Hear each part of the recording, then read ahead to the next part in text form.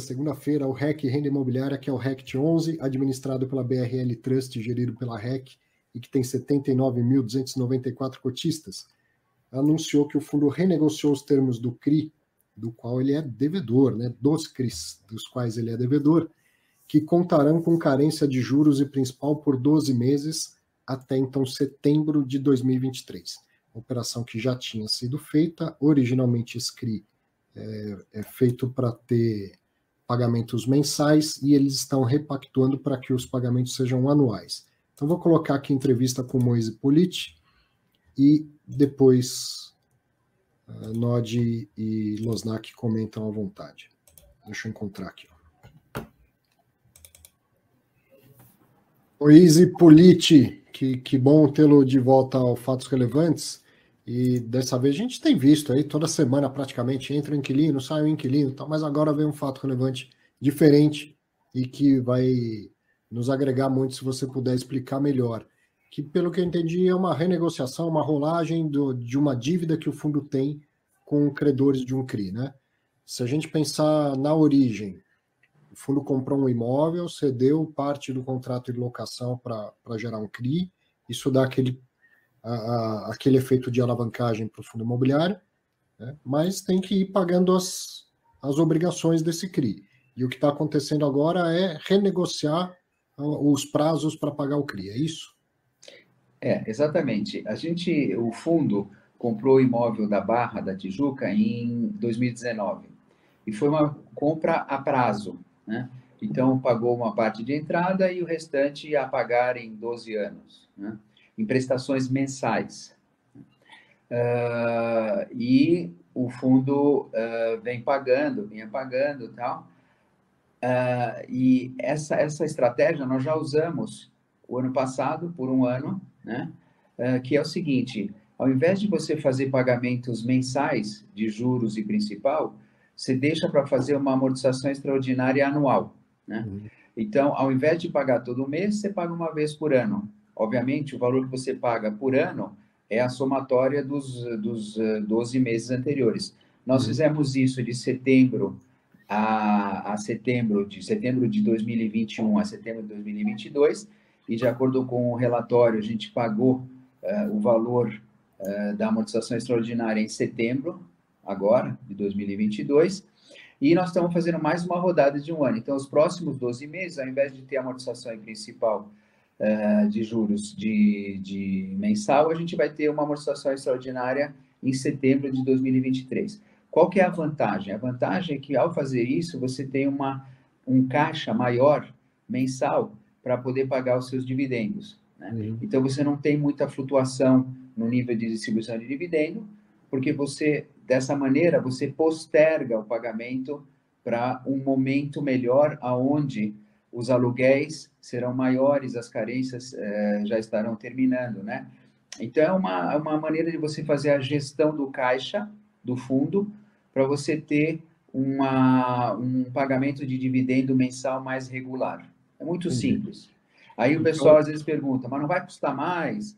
Em princípio, custa um pouco mais. Lado, quando ele dá mais prazo, ele costuma, né, o credor colocar um pouco mais de taxa, é isso? Não põe taxa. A taxa é a mesma, não é isso que acontece. O que acontece é que você tem juros sobre juros. A mesma taxa, mas é juros sobre juros. Mas, por outro lado, você compensa esse efeito pelo fato de você ficar com liquidez no fundo, e essa liquidez é aplicada igual ou melhor ao custo da dívida. Com esse juro alto, inclusive. Exato. Então, se eu entendi, indo na origem, o CRI foi estruturado para pagamentos mensais. E aí, já no ano passado, vocês repensaram o modelo e propuseram, então, essa repactuação para que o pagamento seja anual, a amortização seja anual. Sim. Isso já foi feito ano passado, já livrou o caixa para manter uma distribuição mais homogênea, obrigado, dos dividendos, e aí então vão repetir a mesma estratégia, ao invés de voltar ao original, que seria pagar mensalmente, repactuaram para ser uma vez por ano, daqui 12 meses, a amortização. Exatamente, é isso aí. É super simples, mas a gente considera que é um efeito muito positivo para para o fundo e para os investidores que contam com um certo dividendo mensal. Sim. Fundo imobiliário, principalmente de tijolo, acho que quem investe busca uma renda homogênea, como você falou, harmônica, como costuma dizer o pessoal lá da Poli, quer dizer, é o mesmo rendimento todos os meses, com a variação mínima possível. Variação que vai acontecer, o ativo de renda variável, e os aluguéis aumentam, diminuem, a vacância aumenta, diminui, mas quanto menos acontecer essa variação, quanto mais homogeneidade, mais harmonia na renda, melhor para o investidor que busca a renda. Né? Exato. Obviamente, o grande desafio, Arthur, é você manter um nível de ocupação, né, constante. Não é muito fácil. A gente saiu de 33%, o fundo saiu de 33% de vacância, caiu para 10%, agora está em 13% de novo. Então, é um pouco de enxugar gelo. Até um dos perfis mãe, lá né? fez eu com que falei eu que você tivesse... tinha visto. no meme lá, eu, tipo, enxugando a água do mar, né? Que é mais ou menos isso, né? O Marcos Ayala e a equipe lá sofrem pra caramba, porque entra um inquilino, sai outro inquilino, né?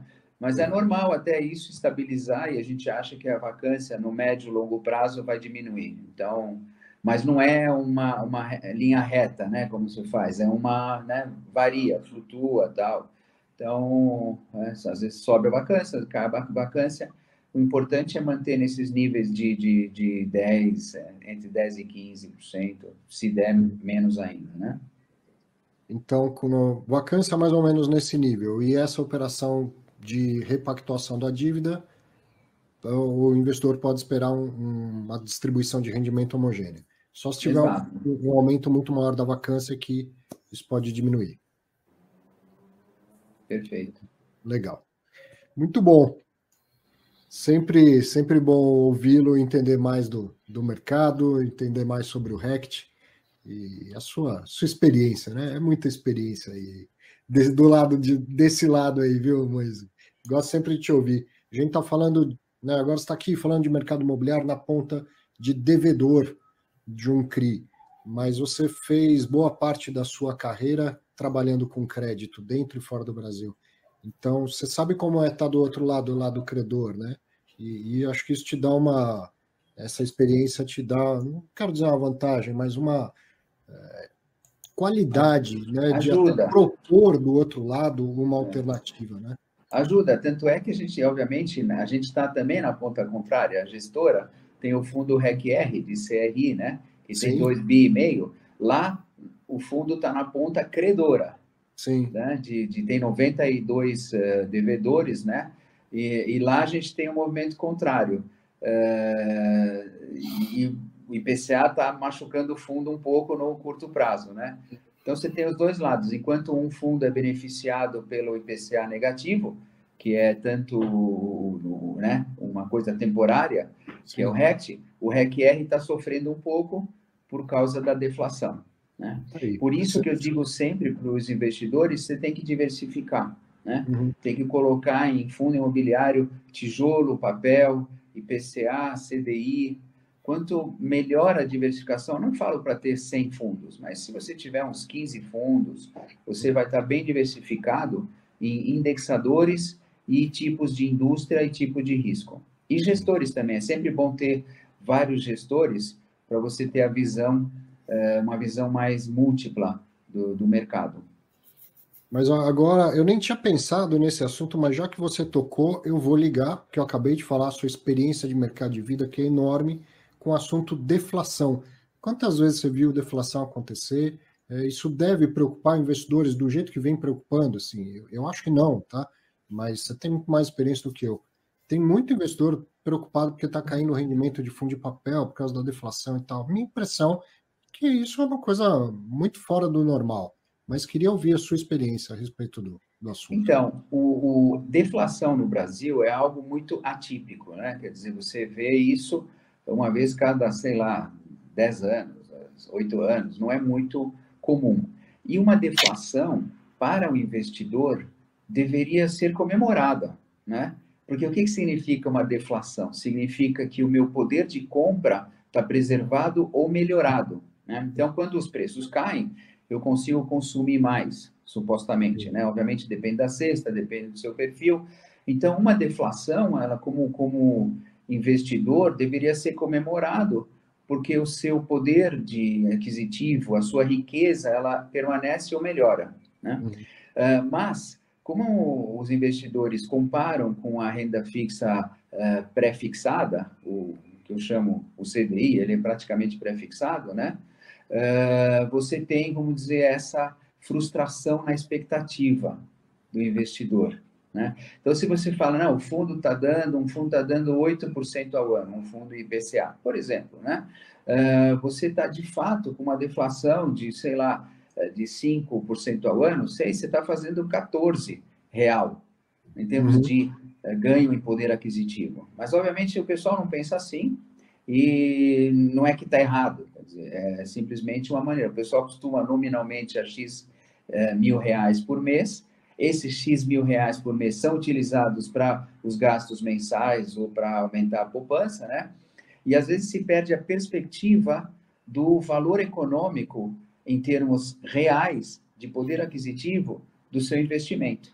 Sim. Que é o que acontece às vezes nos fundos de tijolo quando eles têm um deságio muito grande. Você vê os dividendos, certo? Mas você perde a perspectiva da valorização do ativo que está por trás daquele fundo, daquele imóvel que está se valorizando, mesmo que o dividendo não está a contento. Legal. E pensar também no devedor, né? Do outro lado, começamos essa conversa falando sobre o RECT como devedor. A deflação, já que você devia IPCA, a deflação te dá um fôlego. A deflação, exato. A deflação no RECT, por exemplo, ela é favorável ao fundo, né? Porque você tem um aumento de valor patrimonial pelo fato de ter deflação na dívida, né? E quando você tem deflação, de uma certa maneira, o risco, agora na qualidade de credor, né? O risco do papel diminui, porque você tem uma carga menor na qual o devedor pode pagar as suas prestações mensais. Quando tiver um IGPM de 34%, eu não sei se você lembra, faz pouco tempo, IGP de 34%, muitos devedores não conseguiram cumprir as suas obrigações, porque o IGPM descolou, né? Então, quando você tem um indexador de dívida mais controlado e menor, você tem uma qualidade de risco de crédito melhor. Senão estica a corda demais, né? Não adianta. Exato. Muito bom.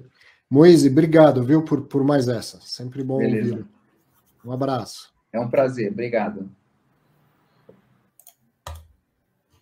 Mais uma entrevista, assim que eu gosto.